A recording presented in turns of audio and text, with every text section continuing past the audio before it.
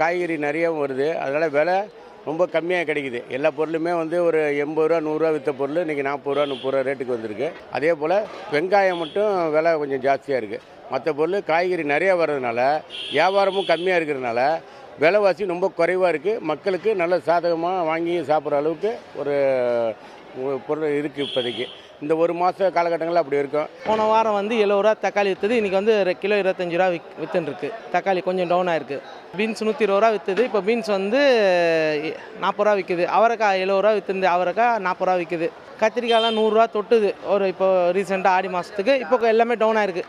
இது போகிற மாதம் பிறந்தோம்னா எல்லாமே டவுன் ஆயிருக்குமா விலை கொஞ்சம் அதிகமாக தான் இருந்தது இப்போ ரீசெண்டாக. இப்போ கொஞ்சம் குறைஞ்சி இருக்குது. அதனால் 1/4 கிலோ வாங்குற இடத்துல 1/2 கேஜி வாங்கிட்டு இருக்கோம். ஒரு சில காயெல்லாம் 1.5 கிலோ கூட வாங்குகிறோம்.